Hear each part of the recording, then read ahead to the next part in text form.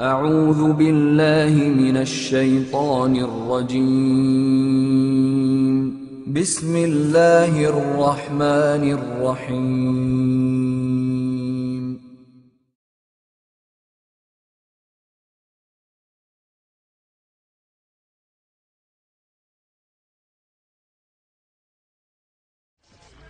Even the very word music suggests this spiritual dimension. Its etymological root, muse, is the name of the spirit beings, daughters of Zeus, who the ancient Greeks felt were responsible for the inspiration of all art. Over 3,000 years later, this connection between muses, or spirits, and music hasn't just survived, it's thrived. The world of popular music virtually teems with artists who believe they are channelers for spiritual forces, guiding lights to the undiscovered of our subconscious.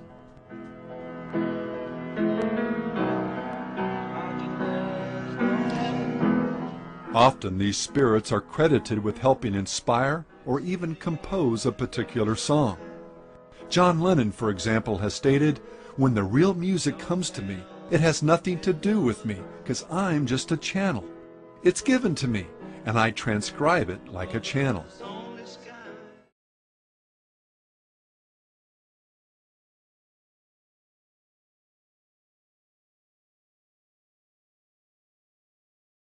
Within the band said there is a fifth member, a mystical member, yeah. We've always said there's something looking over us.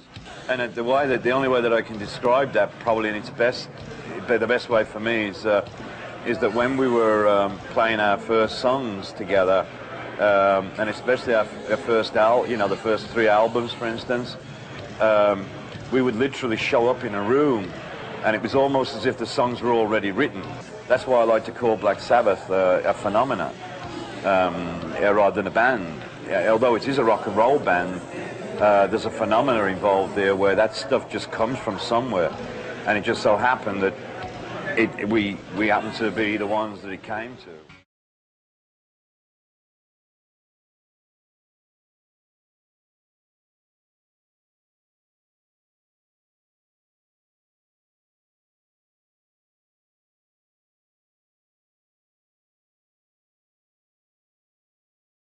I'm very, very aware that when I write a good song, I'm just acting as like a messenger. It comes from a higher source. You know, I'm not so egotistical that I think that I've done this all on my own. I'm very, very aware that there's a higher source sort of guiding me through this, and I'm just acting as a messenger.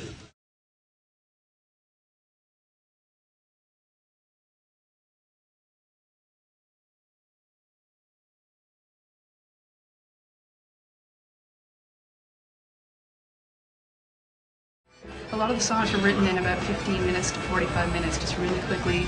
Glenn and I in the room, very stream of consciousness, as though many times we felt as though it was being channeled through us.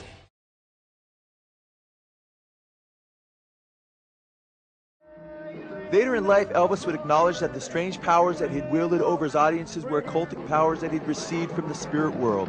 Elvis, as a child, believed that he was being guided by the voice of his brother Jesse, who had died at birth, but later admitted that he was being used by a hierarchy of spirit beings. His close friend Larry Geller wrote that Elvis believed that he was working under the aegis of these masters, that they had helped him.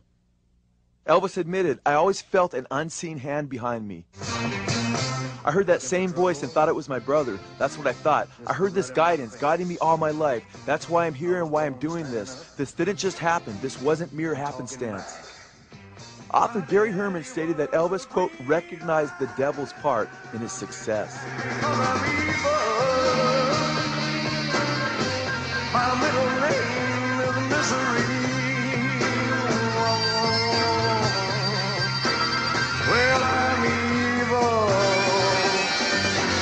so don't you mess around.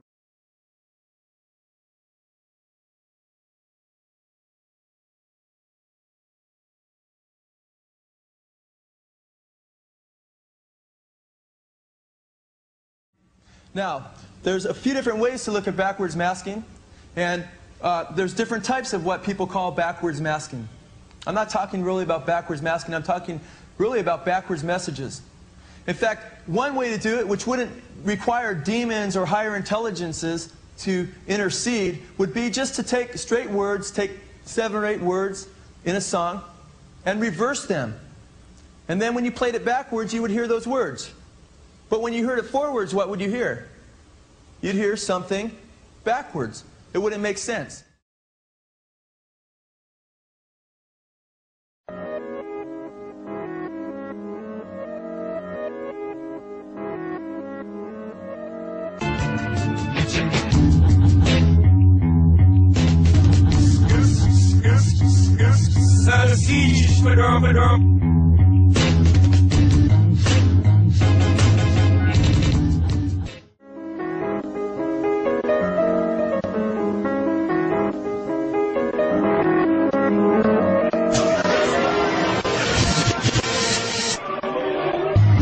Murder, murder, Jesus.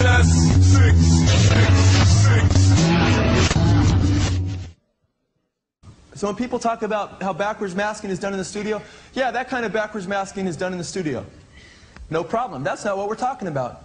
We're talking about when you hear music and lyrics forward, and then you hear those same lyrics backwards, and it's a message forward, and those same words are a message backwards. Okay? And we're not talking about 1 or 2 words. We're talking about sometimes over 15 words straight. We're talking on Stairway to Heaven right around 30 words. Okay? And we're not only talking about that, we're talking about a song that wasn't engineered to be heard backwards, but came right from the spirit world automatically. Okay? And then we're talking about, if you wanted to make lyrics backwards on a song, you're going to mess up that song forward pretty bad, right? Well, Stairway to Heaven is the most popular song in rock and roll. If there's a bustle in your hedgerow, don't be alone there. It's just a sprinkling for the May Queen. Yes, there are 2 paths you can go by, but in the long run, there's still time to change the road you're on.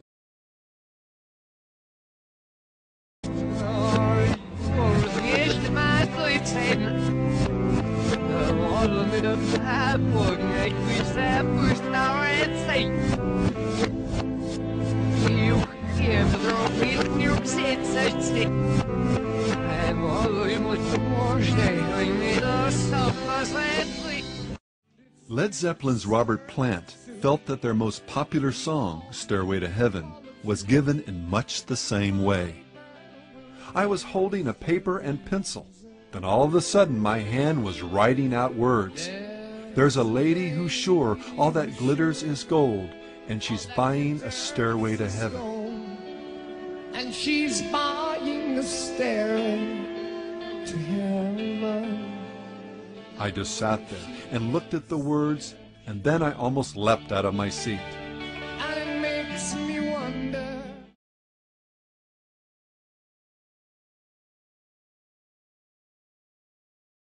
Page's fascination with Crowley led many to believe he was into black magic himself.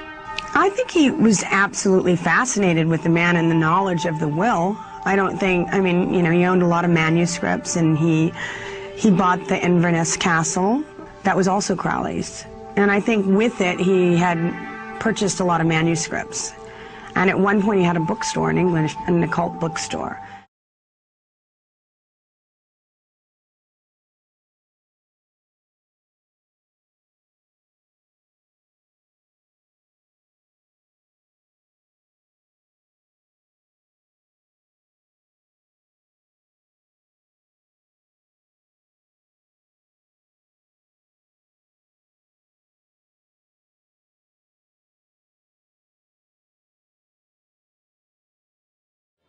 In an interview with Rolling Stone, Santana was more specific concerning the identity of this supernatural entity, identifying him as Metatron, the architect of physical life. His personal studio, a place he calls church, features candles, the word Metatron spelled out in intricately painted picture letters on the floor, and a yellow legal pad Santana uses to record the spirit's messages when they come to him like a fax machine.